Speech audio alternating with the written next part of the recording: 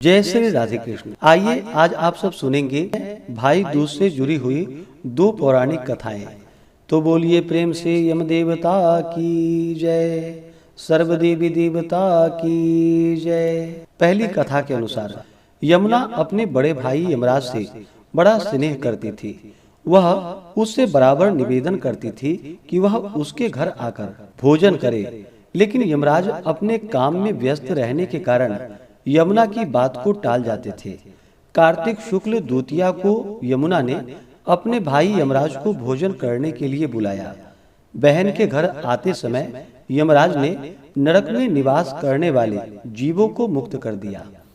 भाई को देखते ही यमुना ने हर्ष विभोर होकर भाई का स्वागत सत्कार किया तथा भोजन करवाया। इससे प्रसन्न होकर यमराज ने बहन से वर मांगने के लिए कहा। बहन ने भाई से कहा कि आप प्रतिवर्ष इस दिन मेरे यहाँ भोजन करने आया करेंगे तथा इस दिन जो बहन अपने भाई को टीका करके भोजन खिलाए उसे आपका भय बिल्कुल भी न रहे। फिर यमराज तथा अस्तु कह करके यमुना को अमूल्य वस्त्राभूषण आदि दे करके यमपुरी को चले गए। ऐसी मान्यता है कि जो भाई आज के दिन यमुना में स्नान करके पूरी श्रद्धा से बहनों के आतिथ्य को स्वीकार करते हैं, उन्हें यम का भय नहीं होता है। दूसरी कथा के अनुसार एक बुढ़िया माई थी, उसके 7 बेटे और एक बेटी थी। बेटी की शादी हो चुकी थी। बुढ़िया माई को एक दुख था कि उसके 7 बेटे में से 6 बेटे मर गए थे। जब भी उसके बेटे की शादी होती तो फेरों के समय एक नाग आता और उसके बेटे को डस लेता था। बेटे की वहीं पर मृत्यु हो जाती और बहू विधवा। इस तरह उसके 6 बेटे मर गए। 7वें की शादी होनी बाकी थी। इस तरह अपने बेटों को मर जाने के दुख से बूढ़ी माई रो रो कर अंधी हो गई। भाई दूज आने को हुई तो भाई ने कहा कि मैं बहन से तिलक कराने जाऊंगा। माँ ने कहा कि ठीक है। उधर जब बहन को पता चला कि उसका भाई आ रहा है तो वह खुशी से पागल होकर पड़ोसन के पास गई और उससे पूछने लगी कि जब बहुत प्यारा भाई घर आए तो क्या बनाना चाहिए। पड़ोसन उससे जलती थी तो उसने उसे सब गलत बता दिया कि दूध से रसोई लेप, घी में चावल पका, और फिर बहन ने ऐसा ही किया। उधर भाई जब बहन के घर जा रहा था तो उसे रास्ते में एक सर्प मिला। सर्प उसे डसने को तैयार हुआ।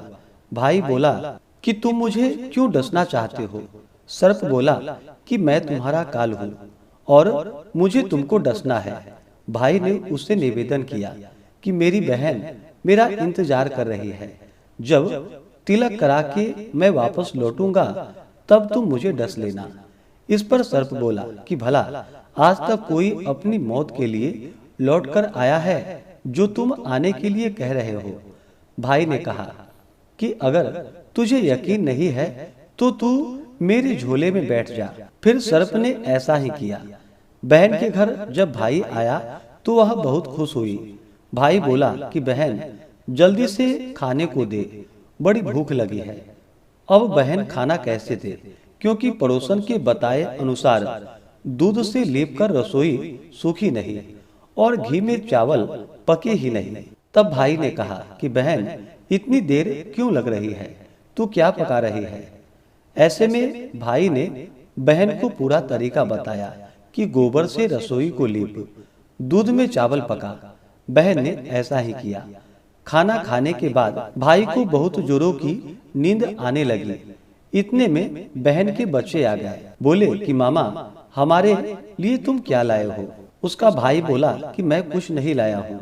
इस पर बच्चे ने मामा का झोला ले लिया और खोलकर देखा तो उसमें सर्प की जगह जो कि हीरे का हार पड़ा हुआ था। अगले दिन भाई बोला कि अब मुझे जाना है, मेरे लिए खाना रख दे। बहन ने उसके लिए लड्डू बना करके एक डब्बे में रख दिए। भाई कुछ दूर जाकर थककर एक पेड़ के नीचे सो गया। उधर बहन के जब बच्चों को भूख लगी तो माँ से कहा कि माँ खाने को दो। माँ ने कहा कि खाना अभी बनने में देर है। बच्चे बोले कि जो मामा को दिया है वही दे दो। तो वह बोली कि लड्डू बनाने के लिए बाजरा पीसा था, वही बचा पड़ा है, चक्की में जाकर खा लो। बच्चों ने देखा कि चक्की में तो सर्प की हड्डियां पड़ी हुई थी। यही बात माँ को आकर बतलाई। वह पागल सी होकर के भाई के पीछे भागी। सभी से पूछती कि किसी ने मेरे भाई को देखा है, किसी ने मेरे भाई को देखा है। तब एक ने बतलाया कि कोई लेटा तो है पेड़ के नीचे, देख ले। वही तो नहीं। भागी भागी पेड़ के नीचे वह पहुंची, अपने भाई को नींद से उठाया। भैया, कहीं तुमने मेरे लड्डू तो नहीं खाए? कि मैंने नहीं खाया है। तब बहन ने भाई से कहा कि मैं भी घर तक तेरे साथ चलूंगी।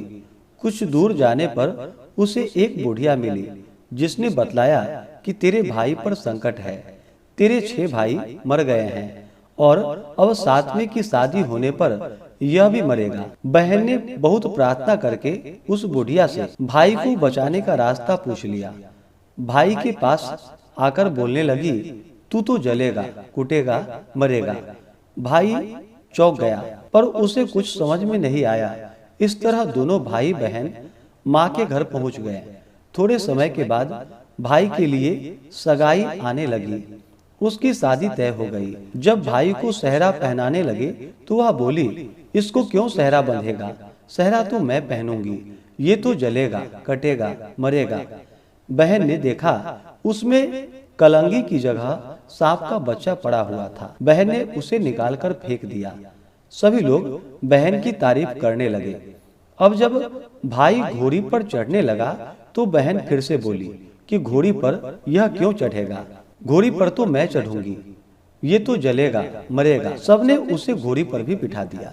अब जब बारात चलने को हुई तब बहन बोली कि पहले इस दरवाजे से मैं निकलूंगी, ये तो पीछे के दरवाजे से जाएगा, दरवाजे से तो मैं निकलूंगी। जब वह दरवाजे के नीचे से जा रही थी तो दरवाजा अचानक गिरने लगा। बहन ने उसे भी रोक लिया। ऐसा करते करते फेरों का समय आ गया। जब दुल्हन आई तो उसने दुल्हन के कान में कहा कि अब तक तो मैंने तेरे पति को बचा लिया, अब तू ही अपने पति को और साथ ही अपने मरे हुए जेठों को बचा सकती है।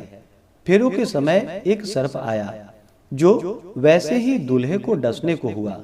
दुल्हन ने उसे एक लोटे में भर करके उसके ऊपर एक प्लेट रखकर उसे बंद कर दिया। थोड़ी देर बाद नागिन लहर लहर करती आई। ऐसे में नागिन अपने पति को वापस मांगने आई तो बहू ने कहा कि पहले मेरे सातों जेठों को जिंदा कर। नागिन ने उसकी बात मान ली और उसने सभी जेठों को जिंदा कर दिया। उधर रो रो कर बुढ़िया का बुरा हाल हो गया था कि अब तो मेरा 7वां बेटा भी बाकी बेटों की तरह मर जाएगा। तब गांव वाले ने उसे बतलाया कि उसके 7 बेटा और बहू आ रही है। इसके बाद सभी ने उसकी बहन की प्रशंसा की। जैसे उस बहन ने अपने भाई की रक्षा की, वैसे भगवान सभी के भाइयों की रक्षा करना। तो आशा करता हूँ कि यह जानकारी आपको अच्छा लगा हो।